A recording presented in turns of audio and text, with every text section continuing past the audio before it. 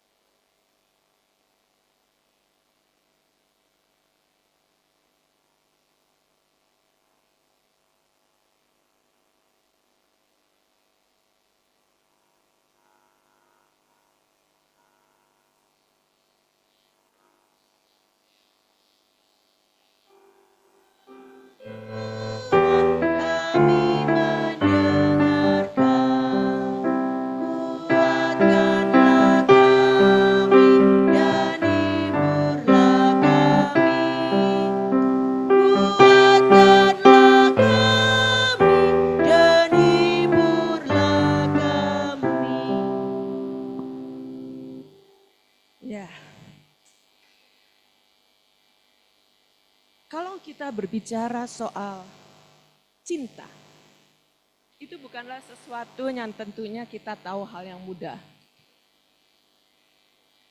Sekarang lagi musim apa ya? Kalau saya boleh tanya ya. Musim apa sekarang?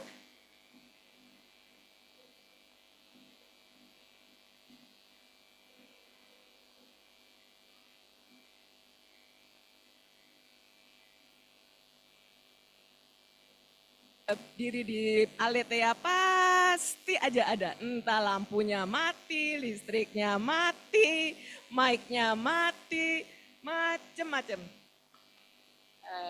Terima kasih Pak. Jadi sekarang banyak musim. Sebenarnya awalnya saya lagi mau menyiapkan sebuah firman Tuhan yang berbicara tentang musim kehidupan. Dan sedikit seperti seminar. Tapi entah kenapa 1 minggu terakhir ini Tuhan berbicara sesuatu yang berbeda dan khususnya beberapa yang hari terakhir. Dan Tuhan memberikan di dalam satu perenungan saya pribadi yang tadi kita baca bersama ayat Yohanes 14:31 dan yang kurang lebih kalau saya boleh pakai temanya, kok nggak keluar ya? The defining focus, fokus kita yang menentukan seberapa dalam kita mengasihi Tuhan. Itu adalah tema kita pada hari ini. Jadi seperti saya bilang, kalau kita bicara soal cinta, itu adalah sesuatu hal yang tidak mudah. Saat bicara soal cinta itu bukan sesuatu hal yang gampang. Ada seorang sepasang suami istri dan seorang suaminya itu datang menghadap seorang hamba Tuhan. Terus dia bilang begini, Pak Pendeta, saya mau cerai aja deh. Kenapa? Bapak nggak tahu istri saya itu kayak apa. Istri saya tuh sekarang sudah berubah. Berubah gimana? Dulu penuh dengan Roh Kudus, sekarang penuh dengan Roh Kuda. Artinya apa? Suka marah. She is such an evil person, orangnya jahat. Jadi saya pengen bercerai. Maka pendetanya berkata begini kepada suaminya, bukankah Alkitab mengatakan apa yang sudah dipersatukan oleh manusia, oleh Tuhan tidak bisa dipisahkan oleh manusia. Jadi kita nggak bisa bercerai. Tapi terus saya bilang, tapi gimana ya Pak Pendeta ya? Aku udah nggak punya perasaan sama dia. Jahat sekali istri saya ini. Terus kemudian pendeta mengatakan, ya tapi Alkitab sekali lagi mengatakan tidak boleh bercerai. Maka suaminya bilang begitu. Kalau begitu, Alkitab itu sudah tidak relevan. Kenapa? Karena yang memisahkan pernikahan itu adalah manusia itu sendiri, bukan lembaga hukum. Terus pendetanya hanya mengatakan begini, Pak, saya tahu Bapak tidak mencintai istri Bapak lagi, Bapak ingin cerai, Bapak mengatakan Alkitab tidak relevan, tapi saya ingin mengatakan Alkitab itu masih relevan. Di mana relevansi Alkitab? Karena ada tertulis, cintailah dan kasihilah musuh-musuh. Jadi kalau kamu tidak mencintai istrimu lagi, kamu menganggap dia sebagai musuhmu, firman Tuhan masih relevan. Kasihilah musuhmu. Dan itulah beban yang saat ini kita tengah hadapi gitu ya. Ternyata perintah firman Tuhan itu radikal. Tuhan tidak hanya mengatakan kita harus mencintai sesama kita, tapi Tuhan mengatakan kita harus mencintai musuh-musuh kita. Jadi kita bisa bayangkan undangan Tuhan itu begitu luar biasa. Nah, satu hal yang hari ini kita ingin pelajari,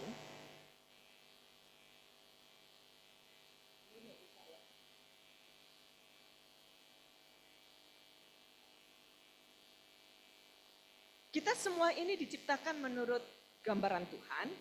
Jadi kita bisa melihat dan merupakan hak istimewa kita untuk apa? Untuk bisa mengasihi Tuhan. Dan hari ini kita akan belajar konteks mengasihi Tuhan di dalam konteks pemuritan. Kenapa? Karena kita semua banyak ikut kelas pemuritan, tapi kita seringkali melupakan hak paling esensi, hak dasar yang perlu kita pelajari di dalam pemuritan. Nah, ayat kita ini jelas menunjukkan sesuatu yang jelas. Waktu saya merenungkan, saya tetap bingung. Tetapi aku melakukan apa yang diperintahkan Bapakku kepadaku, supaya dunia tahu bahwa aku mengasihi Bapa. Saudara, saya sudah membaca kitab Yohanes, nggak tahu berapa ratus kali, jujur. Dari saya pertama mungkin sudah 28 tahun, saya setahun 2 kali baca kitab Yohanes berkali-kali. Berkali-kali, jadi saya cukup mengetahui ceritanya. Dan saya juga sudah membaca ayat ini berkali-kali pula. Tapi saya tidak pernah melihat bahwa ini adalah fokus Yesus Kristus secara khusus di dalam konteks pemuritan. Jadi kita bisa melihat bahwa ternyata mengasihi Bapa itu adalah mendefinisikan kehidupan Yesus. Maka dari itu hari ini kita akan belajar 2 hal penting di dalam konteks mengasihi Bapa, di dalam konteksnya tentang pemuritan. Ini bisa minta ditolong nggak ya? Nggak jalan? Oke. Maka hari ini kita akan membahas 2 hal. 2 hal tapi cukup panjang, ya maklum lah ya sudah 3 tahun nggak kesini, kalau panjang jadi maklumin gitu ya, sabar, belajar sabar. Yang pertama saya ingin menjelaskan tentang gambaran besar, tentang apa yang akan kita pelajari tentang pemuritan. Yang kedua yang sangat penting yaitu kita akan membahas tentang the divining focus atau divining questions, artinya fokus yang menentukan dan pertanyaan yang menentukan yang harus kita renungkan sebagai murid-murid Tuhan. Nah sekarang yang pertama kali adalah mengapa harus tentang gambaran yang besar. Jadi gini, waktu saya masih belajar HP sekarang ini kan penuh dengan teknik-teknik foto. Ini kenapa mati ya slide-nya ya? Nah. No. Jadi waktu pertama kali saya belajar pakai HP yang sekarang tekniknya canggih atau kita belajar kamera, makanya kebiasaannya kita senang kalau kita ngeliat gambar bagus, kita zoom in. Betul nggak ya? Kita zoom supaya kelihatan bagus gambarnya. Aduh, yang kelihatannya jauh bisa kelihatan dengan lebih jelas. This is really annoying. Oke. Jadi kita akan belajar lebih dulu. Pertama, kita selalu melihat foto, aduh fokus supaya gambar. Tapi ketika kita mulai pengen melihat sebuah gambaran besar, apa yang kita sudah zoom in, tidak menunjukkan keseluruhan gambaran itu. Kenapa? Karena kalau kita pengen melihat sebuah gambaran dengan jelas, maka kita harus memutar handphone kita itu ke arah panoramik. Sehingga kita bisa melihat seluruh gambaran itu dengan jelas. Bukan sepotong, atau sepotong. Itu yang kita bisa lihat. Nah, terkadang hal yang sama kita lakukan dalam waktu membaca firman Tuhan.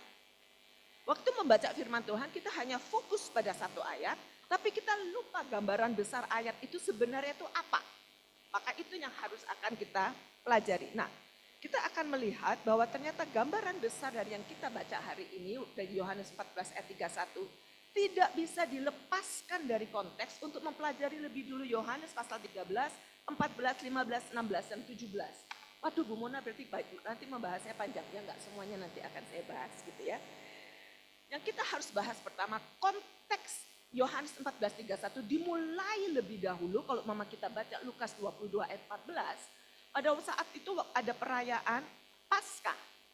Dan waktu sebelum merayakan Paskah itu maka Tuhan Yesus mengatakan kepada satu muridnya, pergilah engkau ke sebuah rumah untuk menyiapkan dan itu disiapkan di ruang atas. Makanya itu sering kali dalam istilah teologi disebut pengajaran di ruang atas atau di upper room discourse. Nah, hal itu membawa kita melihat kembali di pasal 13 sampai 17. Semuanya terjadi secara khusus di mana waktu Tuhan Yesus berada di ruang atas bersama murid-muridnya. Kalau kita tidak memahami di situ sebenarnya Tuhan Yesus tengah memberikan pengajaran-pengajaran terakhir dia di dalam konteks memuridkan pengikut Tuhan. Itu yang kita harus lihat. Maka kita ngelihat ada satu tema yang paling menonjol kalau kita baca secara khusus pasal 13 dan 14. Yaitu apa? Yaitu tentang cinta. Dari mana kita tahunya? Kita melihatnya karena dalam Yohanes 13, Yesus menunjukkan cinta dia, kasih dia kepada murid-muridnya dengan cara apa? Oh, dia ambil handuk, terus apa yang dia lakukan? Masih ingat? Membasuh kaki murid-muridnya. Dan dia mengajarkan begitu banyak, memberikan begitu banyak pada revelations. Dan dia berkata kepada mereka apa di slide berikutnya.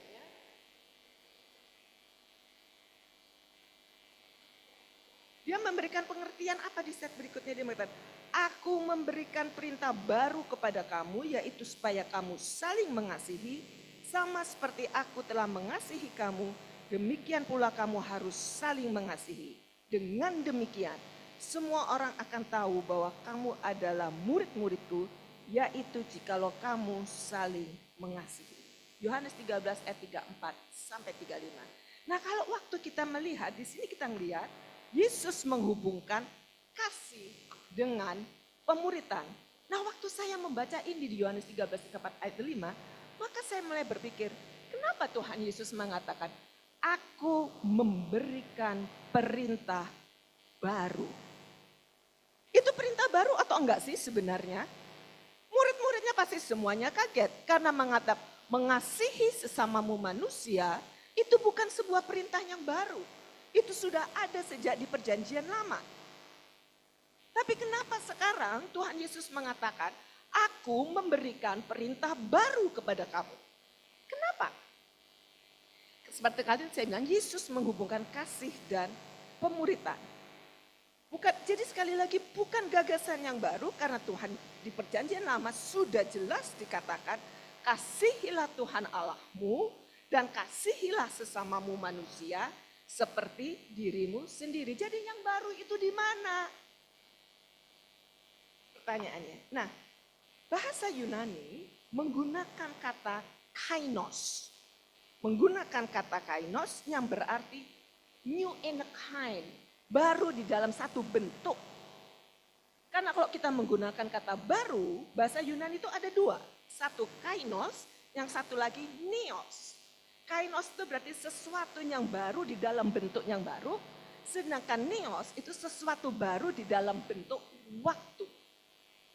Jadi saat ini waktu Yesus mengatakan, aku memberikan perintah baru, titik beratnya bukan memberikan perintah baru sekedar kasih, tapi kali ini Yesus menggenapi apa yang sudah diperintahkan di perjanjian lama. Dengan apa? Yang baru itu adalah Yesus menempatkan dirinya sebagai parameternya. Ngerti maksudnya? Jadi Yesus menempatkan dia bahwa dia itu loh sekarang penggenapan yang baru. Jadi seperti dia adalah apa yang kita sebut tolok ukur yang baru. Sama seperti kalau saudara ngelihat mobil James Bond. Sudah suka nonton James Bond nggak di sini? Masih ingat 007? Ya saudara ingatnya 001 soalnya mungkin ya. 007 James Bond, wah ada mobilnya bagus sekali. Tapi itu mobil baru. Tapi ketika kita melihat mobilnya ini bisa masuk ke dalam laut, terus bisa ngeluarin torpedo, maka kita bilang ini, nah mobilnya sama, tapi sekarang standarnya beda. Jadi perintah barunya ini sama, perintahnya sama mengasihi, standarnya beda. Standarnya adalah perintah baru itu Yesus memberikan satu. Jadi intinya Yesus meminta semua itu naik tingkat. Cara kamu mengasihi itu harus naik tingkatannya. Bukan lagi hanya sekedar mengasihi sesamamu manusia seperti kamu mengasihi dirimu sendiri. Sekarang kasihinya itu naik. Naiknya itu seperti apa? Tuhan Yesus menunjukkan, lihat caraku dalam mengasihi sesama. Yang tidak dijelaskan di dalam perjanjian lama. Itu sebabnya Yesus datang untuk menggenapi perjanjian lama. Apa contohnya? Dia mengatakan, satu, ini loh caranya mengasihi sesama. Menunjukkan kerendahan hati dia di dalam apa waktu dia membasuh kaki. Itu masih konteks pasal 13. Dia menunjukkan pengorbanan dia di kayu salib. Itu namanya kasih, kamu mau berkorban. Dia menunjukkan kesabarannya kepada murid-murid. Yang pada saat itu patah semangat, kenapa nanti saya akan jelaskan. Dia menunjukkan kasih dia, belas kasihan dia kepada orang-orang yang berdosa. Jadi Tuhan Yesus memperkenalkan, ini loh cinta kasih yang baru itu tuh seperti ini. Jadi dia memberdayakan murid-muridnya untuk mengenal konteks kasih yang baru dengan menempatkan Yesus sebagai tolok ukur. Jadi dengan lain kata di pasal 13 itu Yesus memperkenalkan kasih yang sifatnya revolusioner. Bukan sifatnya yang umum-umum gitu ya. Dan kemudian kita masuk di dalam Yohanes 14, dia melanjutkannya dengan sekarang memberikan satu komen, satu perintah masih di ruang atas. Dia mengatakan apa? Kali ini kalau tadi dia memberikan satu penunjuk, ini loh caranya, contohnya. Maka kita lihat satu kontras di pasalnya yang ke-14, dia mengatakan apa? Kali ini dia memberikan kata-kata penghiburan. Kenapa penghiburan? Karena jawabannya cuma satu. Pada saat itu seperti saya bilang, di upper room discourse, ruang atas, itu pengajaran-pengajaran terakhir Tuhan Yesus. Jadi Yesus ingin memperlengkapi murid-muridnya sedemikian rupa. Dan dia tahu bahwa para muridnya sedang mengalami kesulitan. Kenapa dia sedang mengalami kesulitan? Itu sebabnya dia berkata nanti di dalam ayatnya mengatakan janganlah khawatir akan hatimu, percayalah kepada Allah, percayalah juga kepadaku. Dia memberikan kata-kata penghiburan. Nah pertanyaannya sekarang, kebutuhan akan penghiburan itu munculnya dari mana? Kebutuhan akan muncul ke penghiburan bagi murid yang muncul dari 3 pernyataan Yesus yang sangat menyedih. Yang pertama, di ayat yang ke-14 itu ditulis Bapak, Tuhan Yesus mengatakan, sebentar lagi, tinggal sesaat lagi, aku akan meninggalkan engkau. Orang yang akan mengasihi sesama akan kasih tahu waktu dia akan meninggal. Saya sudah mengalami begitu banyak. Sesaat lagi aku akan meninggalkan engkau. Kenapa dia harus mengatakan? Itu membuat mereka sedih. Hah? Aku sudah mengikuti Tuhan Yesus begitu lama, 3 tahun. Dan sebentar lagi my master, guruku mengatakan, sesaat lagi aku akan meninggalkan engkau. What does it mean? Ini tetap jangan berubah dulu ya. Apa maksudnya? Mereka sudah mengikuti bertahun-tahun. Yang kedua, Tuhan Yesus memberikan satu penghiburan. Oleh karena dia mengatakan, mereka udah kaget kan, waduh sebentar lagi Tuhanku akan meninggalkan aku. Dan kedua mereka betul-betul lebih kaget karena Tuhan Yesus mengatakan apa? Di antara kamu akan adanya mengkhianati aku. Mereka syok, mungkin mereka akan saling melihat satu dengan yang lain. Siapa yang akan mengkhianati? Jangan-jangan dia, jangan-jangan dia, jangan-jangan dia. Jadi Tuhan Yesus memberikan penghiburan. Kalau tadi yang ayat pasal ke-13 menunjukkan bagaimana kasih. Pasal 14, kasih Tuhan Yesus itu ditunjukkan dalam bentuk penghiburan. Karena dia tahu dia akan meninggalkan murid-muridnya. Dia tahu dia akan dikhianati. Dan yang ketiga, Yesus sudah menubuatkan yang memberikan penghiburan bahwa Petrus akan menyangkali dia. Berapa kali Petrus menyangkali? 5 kali kan ya? Wah benar berarti. Lulus. PA-nya udah jalan benar. 3 kali menyangkali dan murid-muridnya lebih kaget lagi. Tersekok-sekok kalau istilahnya. Kenapa? Tidak pernah terbayangkan di dalam pemikiran murid-muridnya. Bahwa murid yang akan menyangkali Tuhan Yesus itu Petrus. Mereka punya pemikiran. Kalau ada satu murid yang mati-matian di dalam memperjuangkan Tuhan Yesus, itu adalah Petrus. Berani, kaki tangan semua akan disebutkan. Begitu terkenal sehingga mereka mengatakan, hah? Petrus yang dikatakan yang akan menyangkali aku tidak bisa masuk di akal mereka. Nah diperhadapkan dengan pernyataan-pernyataan yang menyakitkan itu. Itulah sebabnya Yesus memberikan kata-kata penghiburan. Jadi penting dipahami saudara-saudara, khotbah di ruang atas, ini tolong jangan diganti ya, slide-nya sampai saya kasih tahu ya. Kata-kata penghiburan di ruang atas itu penting dipahami, itu bukan sebuah percakapan antara guru dan murid. Itu bukan sebuah percakapan biasa, melainkan kejadian di ruang atas itu adalah sebuah momen ilahi, adalah sebuah yang kita sebut persiapan. Jadi kalau kita mengadakan kelas pemuritan di gereja, jangan hanya mengajarkan Tuhan apa ini apa, tapi sudahkah kita juga memberikan persiapan kepada murid-murid yang akan kita ajari. Kenapa persiapan? Jadi kita lihat persiapan sangat penting. Next slide yang berikutnya. Nah di dalam percakapan yang sakral antara Tuhan Yesus dengan murid-muridnya.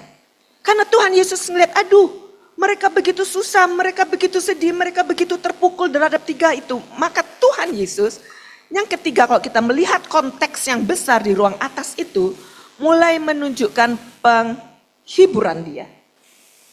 Itu seorang guru yang baik. Seorang guru yang baik memberi contoh, menunjukkan kerendahan hati, memberikan penghiburan, dan yang ketiga Tuhan Yesus memberikan contoh. 3 janji penting yang dicatat. Yang pertama terdapat di dalam pasal 14 ayat kedua dikatakan apa? Aku pergi untuk menyediakan tempat bagimu. Dengan lain kata, sudah kamu jangan sedih. Karena aku ini pergi untuk menyediakan tempat bagimu. Nah apakah itu berarti surga belum siap untuk mereka? Apakah itu berarti seakan-akan Yesus tengah membangun a mansion, rumah, terus nanti waktu murid-muridnya udah datang, kita udah datang, terus Tuhan Yesus kasih kunci, dia bilang, ini loh rumahnya untuk kamu, makanya kamu jangan sedih. Apakah itu artinya? Bukan. Dan banyak orang membayangkan seperti itu. Oh Tuhan Yesus nyiapin kafling buat kita, nanti kalau kita udah sampai di sana, Tuhan bilang ini kaflingnya kamu. Mungkin kamu tinggalnya kalau dulu Royal Residence in Heaven di bagian Greenwich, sekarang mungkin sudah bukan bagian Greenwich tapi bagian Yellowwich, saya nggak tahu. Tidak ada seperti itu karena Tuhan Yesus mengatakan aku pergi untuk menyediakan tempat. Itu di dalam konteks keselamatan. Bukan dalam konteks menyiapkan rumah, tapi dalam konteks keselamatan. Jadi waktu dia menyatakan aku pergi untuk menyediakan tempat bagi kamu, yang Yesus maksudkan adalah aku akan pergi ke Kalvari. Kenapa? Karena di situ aku akan disalibkan, di situ aku akan menumpahkan darah, di situ aku akan memberikan nyawa, sehingga terbukalah jalan bagi kamu untuk masuk di dalam kekekalan bersama dengan aku. Jadi waktu aku mempersiapkan tempat artinya aku harus mati karena aku akan membawa kamu untuk nanti bersama-sama dengan aku masuk di dalam kekekalan. Itu maksudnya. Jadi Tuhan tidak membangun rumah di surga, Tuhan tengah membuka jalan melalui pengorbanannya. Makanya dia mengatakan apa? Aku tidak akan meninggalkan kamu seperti seorang yatim piatu. Itu ada di ayat pasal 14 dikatakan. Bahkan dalam kepergiannya dia sedang menyiapkan sebuah tempat melalui salib. Janji yang kedua dia mengatakan apa? Ini sangat menarik di dalam Yohanes 14 ayat 16. Dikatakan apa? Yesus meyakinkan para muridnya bahwa dia tidak akan meninggalkan murid-muridnya seperti seorang yatim piatu, seperti orang yang tidak memiliki siapa-siapa. Tapi dia mengatakan apa? Aku akan memberikan penghibur yang lain. Nah kalau di dalam bahasa Inggris kata-katanya itu lebih tepat. I'll give you another comforter. Another itu yang lain ya kalau di bahasa Indonesia. Ini kuncinya. Kenapa? Karena dalam bahasa Yunani itu ada dua kata yang berbeda. Kalau untuk mengatakan yang lain. Yang pertama itu artinya heteros yang dipakai.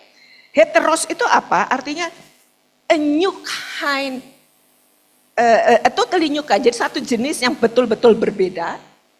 Tapi yang kedua itu menggunakan kata allos. Allos itu artinya sesuatu yang lain tapi jenisnya itu sama. Gimana yang jelasinnya ya? Kayak gini. Kalau kita pergi ke sebuah restoran atau kita pergi ke sebuah klub, kadang-kadang kan kita ada aturannya kan. Dilarang pakai t-shirt. T-shirt itu yang nggak ada kerah gitu kan. Tapi terus kemudian saudara masuk ke sana.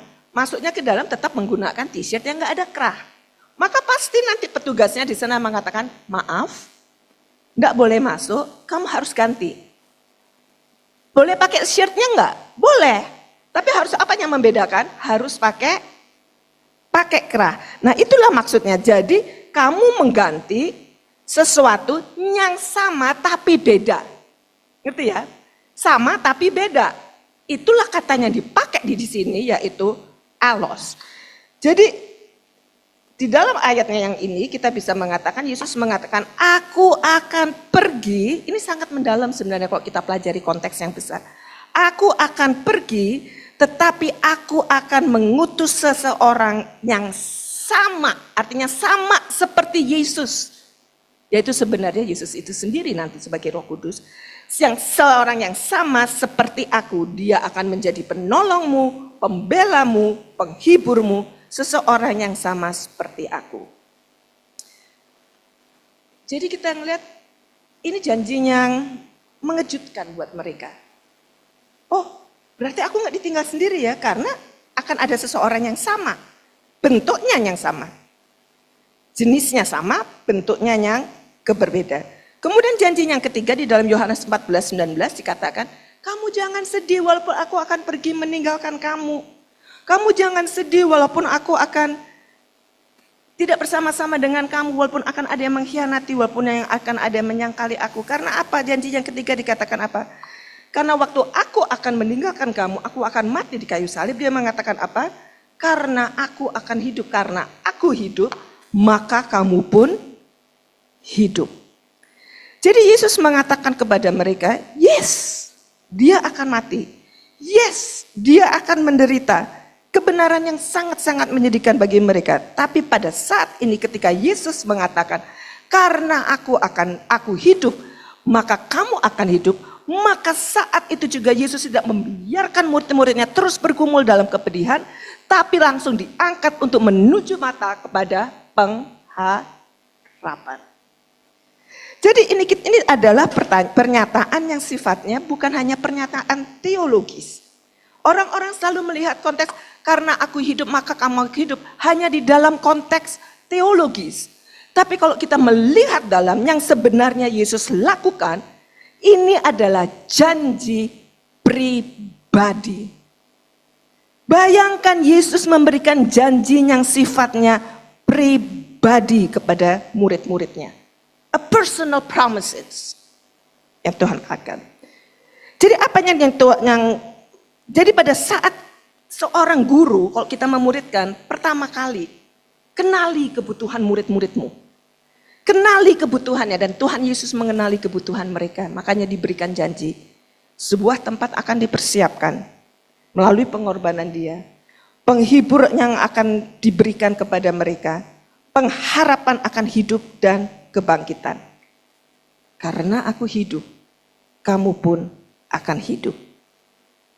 Jadi sekarang kita melihat semuanya sekarang bagi murid-muridnya itu jadi masuk akal pengajaran itu. Jadi mereka sekarang melihat bahwa kematian Tuhan Yesus bukanlah menjadi sebuah akhir, tapi kematian Tuhan Yesus nanti merupakan sebuah awal. Kebangkitan Tuhan Yesus semua, waduh itu mujizat. Tapi itu bukan sebuah mujizat. Kebangkitan Tuhan Yesus adalah sebuah kemenangan. Nah itu kita lihat konteksnya ya. Jadi kata-kata ini penting, dalam, dan kuat. Itulah yang saya sebut momen bimbingan pribadi. Yuk kita cross check waktu kita melakukan pemuritan. Sudahkah ini diajarkan kepada murid-murid waktu kita melakukan pemuritan? Bukan sekedar pengajaran, bimbingan pribadi. Makanya di dalam pemuritan bukan sebuah program dan bukan sebuah kelas. Pemuritan itu adalah sebuah momen pembimbingan pribadi, sebuah momen relasi antara pengajar dan yang diajar. Itu kita harus lihat ya. Dan Yesus tahu persis, Yesus mentor. Slide berikutnya. Maka saya ringkas pasal dari ayat yang ke-13, pasal 13 sampai 14. Supaya kita mengerti the big picture-nya itu. Dimulai dengan Yesus membasuh kaki mereka semua, murid-muridnya. Menunjukkan kasih seorang hamba. Jadi kalau kita mau mengasihi, kerendahan hati itu dibutuhkan. Kemudian dia memberikan sebuah perintah kepada mereka. Kamu mengasihi, kasihilah sesamamu dengan aku sebagai tolok ukurnya, kata Tuhan Yesus. Lihat aku, baru kamu bisa mengasihi. Itu tolok ukur yang berikutnya. Kemudian dia melihat kebutuhan murid-muridnya. Dia menghibur mereka dengan mengatakan janganlah hatimu gelisah. Karena ketika dia melihat kebutuhan mereka, maka dia memberikan sebuah janji penghiburan dengan mengatakan apa? Aku pergi untuk menyediakan tempat bagimu. Artinya aku pergi untuk bersama-sama membawa kamu nanti ke dalam keselamatan yang kekal. Kemudian dia berkata apa? Janjinya juga di pasal ke-14. Akulah jalan kebenaran dan hidup. Next. Dan dia mengatakan apa? Bukan hanya itu sebagai janji untuk meneguhkan, untuk memeteraikan kepada murid-muridnya supaya mereka nggak cemas. Dia mengatakan apa? Aku akan mengutus seorang penghibur. Siapa penghibur itu? Penghibur yang lain sama seperti aku. Kalau kita sering banyak masalah, kita ngomong ke satu pendeta, terus pendetanya nggak ada, digantikan sama orang lain, terus kita ngomong sama pendeta, iya ya, tapi kok rasanya tetap beda ya? Tapi ini enggak, ini rasanya sama, pelayanannya sama. Kenapa? Karena Yesus itu kemudian 3 menjadi 1 kan? Tritunggal. Dan dia mengatakan juga kebenaran yang sangat menakjubkan. Karena aku hidup, kamu juga akan hidup. Itu gambaran besar sebelum saudara bisa mengerti Yohanes 14 ayat 31. Panjang sekali ya Bu ya, konteksnya itu. Tapi itu harus dipahami karena kalau nggak kita nggak akan memahami ayat yang 14-31. Next. Kalau begitu pertanyaannya. Jadi tadi sudah kita melihat dari pasal 13 sampai ayat 14. Sentral temanya kita itu hanya satu. Bahwa kasih itu sangat penting di dalam pemuritan. Jadi kalau kita melakukan pemuritan, titik berat pemuritan adalah tentang kasih. Next. Makanya kita masuk bagian yang kedua. Kalau tadi kita udah mengerti konteksnya, lensa besarnya, bahwa semuanya ini berasal dari pengajaran di ruang atas pada saat Paskah, di mana Yesus sudah mempersiapkan murid-muridnya, memberikan pengajaran-pengajaran dia sebagai pengajaran terakhir sebagai seorang mentor, maka kita masuk di dalam inti pengajaran Tuhan Yesus, yaitu fokus yang menentukan. Pertanyaan dan fokus yang menentukan, dan saya ingin Bapak Ibu semua menyimak dengan baik. Karena kita harus pada saat saya menjelaskan, mari setiap penjelasan kita refleksikan. Pertanyaan dan fokus yang menentukan itu apa? Next. Ada ayatnya dikatakan, aku melakukan hal-hal ini, aku mengorbankan diriku, aku menyerahkan nyawaku, aku menaati Bapa, aku memenuhi perintahnya supaya. Kalau dalam bahasa Inggris, makanya saya tidak mencatat semuanya karena panjang. Ada kata supaya, jadi inti dari pengajaran pemuritan 1431. Supaya dunia tahu bahwa aku mengasihi Bapa. Jadi waktu kita membaca sebuah Alkitab, sebuah ayat, perhatikan kata kunci. Di 14 ayat 31, kata kuncinya itu adalah supaya, so that. Itu penting. Kenapa kita harus tahu? Supaya. Kenapa kita melakukan yang baik? Supaya. Yang kadang-kadang kita baca asal lewat. Jadi sekarang ini pun terjadi pada waktu saya membaca firman Tuhan seperti tadi saya bilang. Saya berkali-kali baca ayat ini terlewatkan, tiba-tiba waktu saya dalam keadaan sedih dan saya merenungkan kata-kata kenapa ya kita saya merenungkan tentang kasih, kenapa Tuhan Yesus mengatakan ini? Dan saya temukan kata kuncinya adalah so that, supaya. Nah sekarang saya bayangkan ya, kalau saya menjadi pada saat itu ada di ruang atas, saya adalah salah satu murid-murid Tuhan Yesus, dan mendengar dan menyimpulkan, saya pasti akan menyimak dengan seksama. Mungkin saya pada saat itu berharap Tuhan Yesus akan mengatakan di dalam puncak pengajaran dia di ruang atas.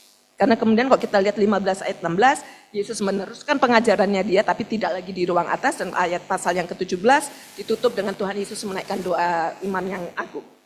Tapi titik utama, klimaks puncak pengajaran di ruang atas, yaitu tadi, supaya dunia tahu bahwa aku mengasihi Bapa. Maka waktu itu kalau saya jadi murid Tuhan Yesus, saya mungkin akan mikir begini. Kenapa ya harus ada kata dunia? Apakah supaya dunia diselamatkan? Sehingga Yesus harus mati di atas kayu salib? Benar. Tapi kedua mungkin saya pikir, kenapa Tuhan harus mengatakan pakai kata supaya? Apakah supaya dunia itu memiliki pengharapan? Enggak salah. Ataukah apakah supaya dunia melihat ada teladan yang harus diikuti? Benar. Kata-kata supaya kan bisa begitu. Itu yang ada dalam pemikiran saya. Tapi yang mengejutkan, bukan itu maksud Tuhan Yesus. Yang mengejutkan, Yesus tidak menggunakan semua itu. Dan dia menghancurkan semua bayangan kita bahwa kata supaya kita masuk surga, supaya diselamatkan, supaya memiliki pengharapan. Ternyata tidak. Karena Tuhan Yesus masuk lebih dalam lagi. Kamu mengasihi sesama bukan supaya kamu masuk surga, bukan supaya kamu masuk pengharapan, bukan supaya kamu menjadi teladan, tetapi supaya dunia tahu. Dunia tahu tentang apa? Bahwa aku mengasihi Allah. Jadi apa yang Tuhan Yesus lakukan di dunia, menitip bawahkan supaya dunia itu melihat Yesus tokoh kita, Yesus tolok ukur kita, mengasihi Bapa. Paham? Jadi itu fokus yang menentukan dan itu pusat yang sangat menyala-nyala bagi diri saya. Jadi dia pengen dunia itu melihat Yesus yang putra Allah itu mengasihi Bapa. Jadi kalau saudara berbuat baik, jangan punya pemikiran, supaya masuk surga. Supaya orang lihat ada pengharapan. Tapi supaya orang lihat di dalam diri saudara dan saya, mereka melihat kita mengasihi Bapa. Itu detak jantung pemuritan. Pernahkah itu diajarkan pada waktu kita melakukan pemuritan? Saya nggak tahu tentang Anda gitu ya. Tapi ketika saya melihat supaya dunia tahu aku mengasihi Bapa. Maka saya waktu itu bertanya, ini sesuatu yang belum pernah saya pelajari di dalam pemuritan. Jadi saya bertanya pada Tuhan, Tuhan, apa yang Engkau maksudkan supaya dunia melihat aku mengasihi Engkau? Saya bertanya pada Tuhan. Dan Tuhan mengatakan begini, karena Mona mengasihi Bapa adalah puncak dari segala pengajaranku. Saudara ngerti kan kadang-kadang waktu kita baca firman Tuhan tuh ada sesuatu yang caples, nempel di kita, kemudian meledak. Ya kan? Dan itu yang saya alami. Jadi saya ingin mencoba sekarang menjelaskan konstruksi teologis yang muncul di benak saya ketika saya merenungkan mengapa mengasihi Allah begitu penting. Mengapa Yesus pada akhir khotbah di ruang atas menempatkan hal ini begitu dalam? Fokus utama, the defining focus, the defining questions adalah mengasihi Bapa. Mengapa? Next berikutnya. Mengapa inti utama pemuritan bukan mengasihi Allah? Aneh kan? Pernah nggak berpikir begitu? Bukan Allah mengasihi kita. Mengapa inti pemuritan yang selama ini kita selalu diajarkan Allah mengasihi kamu, Allah mencintai kamu, Allah begitu. Tapi sedikit sekali kita pernah mengerti bahwa inti pemuritan bukan Allah mengasihi kita, tapi seberapa besar kita mengasihi Allah. Lensa yang terbalik. Mengapa? Next.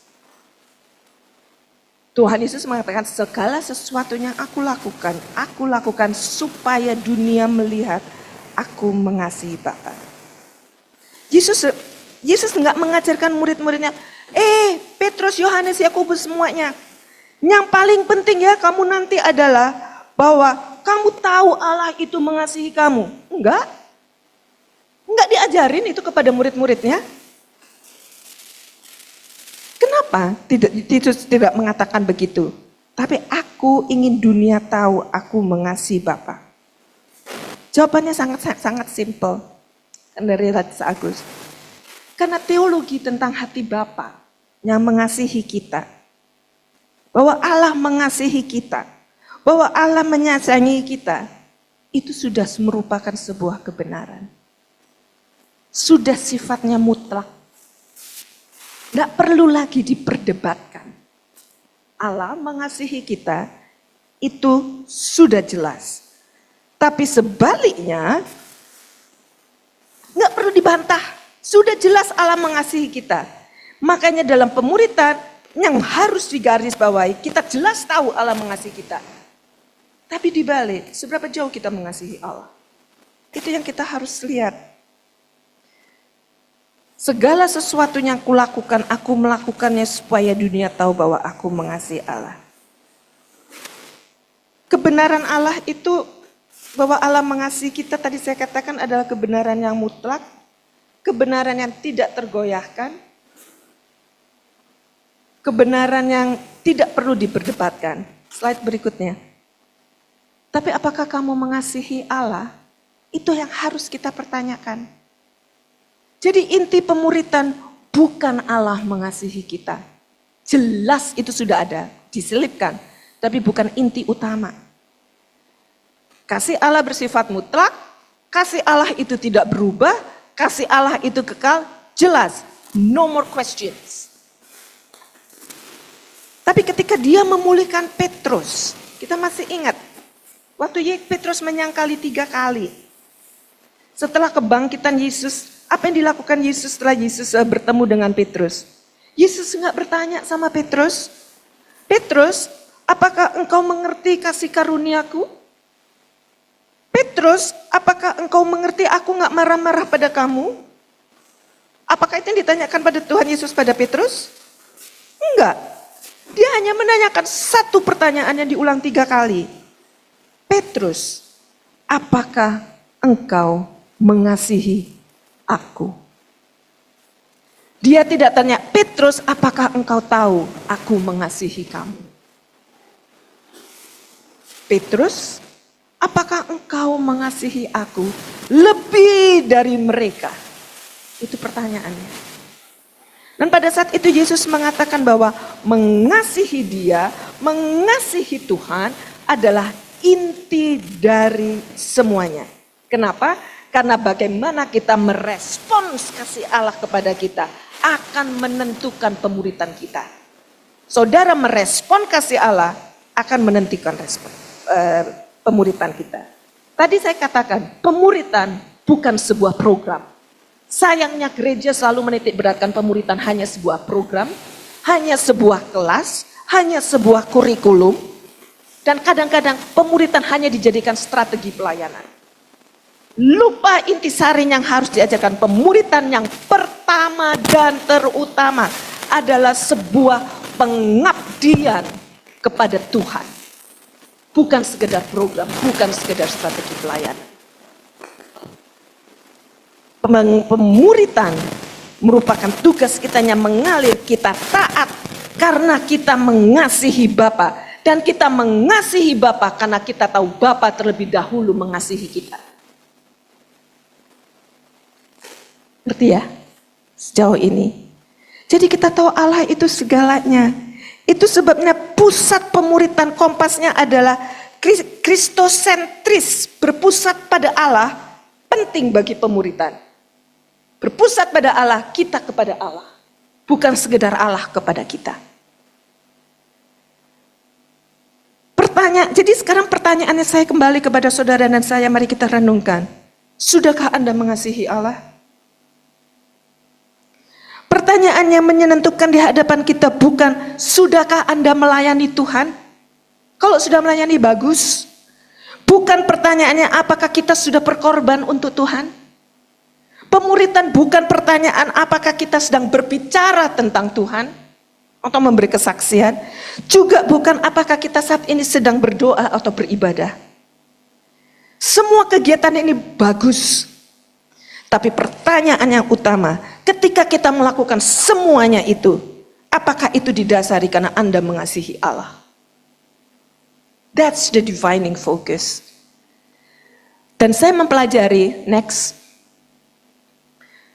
rahasia untuk mengasihi Tuhan adalah mengetahui betapa Allah mengasihi kita.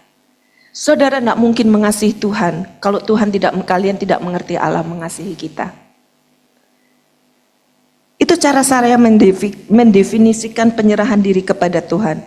Berserah diri pada kasih Allah, melebur dalam pelukan Tuhan. Jadi saya ingin mengatakan waktu kita menyerahkan diri kita kepada Tuhan, surrender atau menyerahkan diri bukan tentang sekedar kita menyerah. Surrender is not about giving up. Menyerah ya sudahlah Tuhan, mau kalau ini sudah nasib. Tapi surrender, menyerahkan berserah penuh kepada Tuhan, itu adalah kita giving in. Kita menyerahkan diri kepada kasih Allah yang begitu luar biasa dan mencekam kita. Mengasihi Tuhan puncak dari segalanya. Pertanyaan berikut, tolong kita jawab. Ini nanti saya mau ngetes salah satu, saya tunjuk orangnya. Pak Agus, ada ya Pak Agus? Mana Pak Agus? Hayo, supaya nggak bosen. Kalau kita bertemu dengan orang Kristen kebanyakan di jalan, gitu ya. Dan kita tanya, mengapa Tuhan Yesus datang ke dunia? Biasanya, jawaban umum yang sering disampaikan itu apa Pak Agus? Kalau ketemu orang Kristen kebanyakan, kita tanya, kenapa ya Tuhan Yesus datang ke dunia? Apa jawaban umum yang sering diberikan? Menebus manusia. Betul, jawaban umum yang diberikan, Yesus datang untuk mati di kayu salib untuk dosa-dosa saya, sehingga jika saya percaya kepadanya, saya akan mendapatkan hidup yang kekal, tidak binasa dan masuk surga. Betul? Semua kita ngelihat. Benar ya, benar juga. Tapi saudara sadar nggak bahwa jawaban itu nggak lengkap? Jawaban itu nggak salah, tapi jawaban itu tidak lengkap. Itu gunanya pemuritan. Memperlengkapi. Kenapa? Karena pemahaman itu, yang tadi jawaban itu pemahaman yang berfokus pada manusia. Coba kita ulangi ya, pikirkan kata-kata ya. Dia datang untuk mati bagi dosa-dosa saya, sehingga saya dapat percaya kepadanya, sehingga saya tidak binasa, tapi saya masuk surga. Kalimat ini penuh dengan kata apa? Aku dan saya. Jadi kita itu tanpa disadari mengatakan, kita ini hebat ya, sehingga Tuhan Yesus mau datang mati untuk kita loh. Bukan seperti cara itu Yesus menjelaskan tentang misinya. Slide berikutnya. Tuhan Yesus mengatakan apa? Aku datang untuk menggenapi kehendak Bapakku. Makananku adalah melakukan kehendak Dia yang mengutus aku. Aku menuruti perintahnya supaya dunia tahu bahwa aku mengasihi Bapa. Maka kita perhatiin yang tadi aku dan saya, itu yang kita sebut dengan antroposentrik.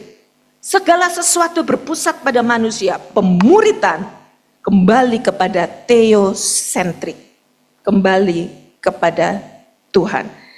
Apakah Tuhan mengasihi kita? Yup. Dalam pandangannya kita berharga? Yup. Tetapi fokus utamanya bukan meninggikan betapa hebatnya kita sampai Tuhan mau mati. Hebat ini bukan berarti kita luar biasa baik ya. Betapa hebatnya dosa kita sampai Tuhan mau mati. Tapi masih ada kata kita kan? Tapi fokus utamanya adalah betapa hebatnya Allah sampai dosa yang besar pun gak Dia perhitungkan. Paham? Ini pemuritan hari ini yang kita ajari. Itulah teosentris, berpusat pada Allah. Jadi kita mengembalikan penempatannya bukan lagi kita sebagai pusat dari sebuah cerita, tapi kembalikan Allah sebagai pusatnya. Nah, di dunia kuno, next slide. Kalau kita cerita di zaman dulu tentang perbudakan, maka biasanya kalau budak itu mau dibebaskan, karena budaknya tuh mungkin baik, segala macam, maka tuannya akan bilang sama budaknya, kamu tak bebasin ya, sekarang kamu sudah nggak jadi budak, nggak budak lagi. Tapi terus budaknya bilang, enggak, aku nggak mau. Kenapa? Karena kamu begitu baik pada aku, kamu begitu sayang sama aku, makanya dilakukan apa? Maka mereka akan pergi ke agora.